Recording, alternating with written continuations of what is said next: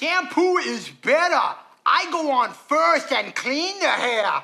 Conditioner is better. This is Billy Madison, one of Adam Sandler's most iconic characters. But that clip could have just easily have been Bobby Boucher or Happy Gilmore, or any of the other characters Sandler played throughout the mid-90s and early 2000s. Mama says that alligators are ornery because they got all them teeth but no toothbrush. They say that hindsight is 20/20. So in 2023, we can look back and recognize the simple key to Adam Sandler's successful career. He played the exact same character for a decade.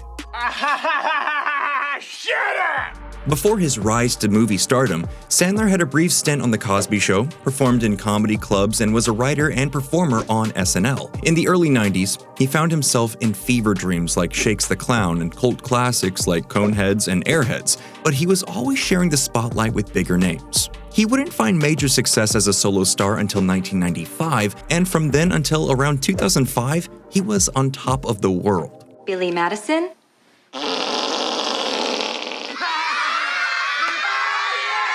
As both the star and co-writer of Billy Madison, audience expectations were high, and he met them. It debuted at #1 in the box office the weekend it released and easily made back its meager $10 million budget. But what it really made was an impact. Like many Adam Sandler movies to come after it, Billy Madison is a wealth of hilarious quotes and memorable moments that we're still laughing at today. I disagree. It's a very good game, but I think Donkey Kong is the best game ever. Donkey Kong sucks. You know something? You suck. Sandler definitely understood what he was there to do, and he did it flawlessly, which led to several more productions looking to recapture that magic. Happy Gilmore came out only a year later, receiving a somewhat kinder reaction from critics and still breaking in almost $40 million at the box office. And The Wedding Singer pushed things even higher both critically and financially in 1998. But the true turn of the tides came with 1998's The Waterboy. H2O. Gatorade. H2O. Water sucks. It really, really sucks. Once again starring and co-written by Sandler, Waterboy may not have been able to sway critics, but it did make $185 million theatrically on a $23 million budget. Needless to say, this smashed all of Sandler's previous box office records and officially cemented him as a household name. Remember when Bobby Boucher showed up at halftime and the Mud Dogs won the Bourbon Bowl, do you? A year later, he created his own production company, Happy Madison, named for the first two movies that jump-started his career. From there, ran full steam ahead, writing and producing his own movies in a similar vein, and casting many of his friends alongside him. Adam Sandler found a sort of niche in the movie market that he could fill. To break down what that means, we'll take a closer look at some of Adam Sandler's most notable roles in just a second. But first, make sure you subscribe to Nerdstalgic if you're into videos like this one. Back to school to prove to Dad that I'm not a fool.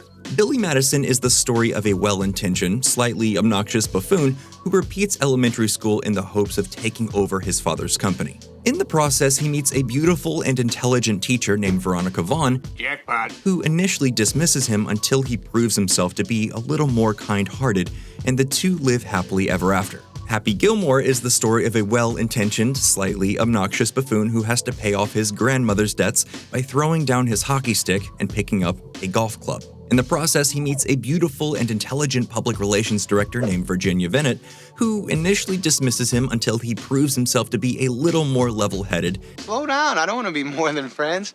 I just met you. And the two live happily ever after. The Waterboy is the story of a well-intentioned, slightly obnoxious... Well, you get the point. Even Billy Madison himself would be able to see the patterns here. That's quacktastic. Practically everything about Sandler's most beloved movies is copied from another one of his successes. One could make the argument that this is par for the course when making comedy movies centered around one big star in the 90s. After all, every Robin Williams movie made use of his improv and impersonation skills, and Jim Carrey's movies were mostly just a framing device for his unbelievable physical comedy. But this idea is much more intense when it comes to Sandler. It's as though Sandler is playing a single character across multiple bizarre universes. Sure, one aspect of that character's personality might be further leaned into, but it is very much still the same character. He even tends to employ the same set of voices to every role he plays. Take Robbie Hart in The Wedding Singer, who is timid and soft-spoken. Why do you need to leave Ridgefield? We grew up here. Until a moment requires him to be full of rage. Once again, things that could have been brought to my attention yesterday! And compare him to Happy Gilmore, who is full of rage and irritation. I seen those finger paintings you bring home and they suck! Until a moment requires him to be soft-spoken. I'm sorry, babe. I didn't mean that. The character's core pillar of personality may be flipped, but the result is still essentially the same. Sandler's characters are often bullied by a successful jerk or comedic bit character. The women in his life tend to have an almost saintly level of patience for the wild antics he gets up to, and when his love interest's name isn't alliterative, it rhymes. Julia's last name's gonna be Gulia. Julia Gulia, that's funny. Even the rest of the cast surrounding Sandler ends up fairly homogenous. Rob Schneider and Steve Buscemi found their way into virtually every Adam Sandler movie ever made, and Drew Barrymore appeared in 2 of his movies around this time. It's no wonder why so many of these movies came out in such quick succession if you consider how many aspects were cut and pasted directly from previous scripts. But clearly none of this was particularly a bad thing. Once he had established his formula and persona, audiences continued to show up to Sandler's films over the years. Huge financial successes like Big Daddy, Mr. Deeds, 50 First Dates, and The Longest Yard overshadowed bombs like Little Nicky and 8 Crazy Nights. But even the early movies have accumulated cult followings. This is in no small part due to the inherent charisma of Adam Sandler and his specific brand of comedy. You're mad at your dad, not at me. I forgive you. I am. I hate my father. To handwave Sandler's star power and try to dismiss him as a one-trick pony is to do him a major disservice. During this space of time around 95 to 2005, audiences were drawn to him.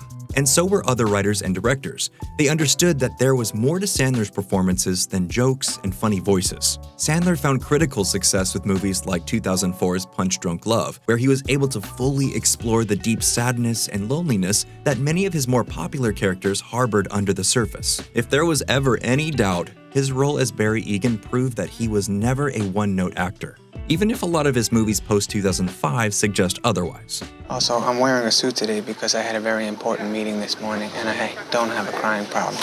Okay. 2006's Click was the first Adam Sandler movie that fans and critics seemed to mutually dislike. Though it made a ridiculous amount of money, it became clear that times were changing, and so were the expectations of audiences. Sandler tried to pivot 2 years later with Don't Mess with the Zohan, a film that certainly can't be accused of featuring a carbon copy of his old characters. What it can be accused of, however, is being bad. Things only got worse from here with Pixels, the Grown Ups franchise, and the universally despised Jack and Jill. And that's not even mentioning his deal with Netflix that produced some of the lowest tier movies to date, which were all somehow widely successful. It seemed that the further away from the golden years he got, the worse his movies became. I disagree. In 2019, his starring role in Uncut Gems, which earned him a Best Male Lead in the Independent Spirit Awards, reminded a whole new generation of viewers that he is more than the guy who yells at children, tackles the elderly, and makes antiquated vacation comedies with his buddies. Both the serious and lighthearted versions of Adam Sandler have their place in Hollywood history. Perhaps we've grown tired of the latter in more recent years, but we wouldn't have one without the other. You like that, baby? Let him know where that came from, yeah! If Adam Sandler hadn't spent an entire decade playing the same character, garnering a massive fan base and raking in millions of dollars, he wouldn't have been able to work on projects like Uncut Gems. And he wouldn't be able to return to nostalgic form in projects like Hubie Halloween. Nobody would have given him the opportunity to do so without his long list of impressive accomplishments trailing along behind him. This is me. This is how I win. Well, that's it for today's video. Thanks so much for watching all the way to the end. If you haven't, make sure you like it and subscribe to Nerdstalgic so you don't miss the next one. And if you're still here, let us know down in the comments. What's your favorite Adam Sandler movie?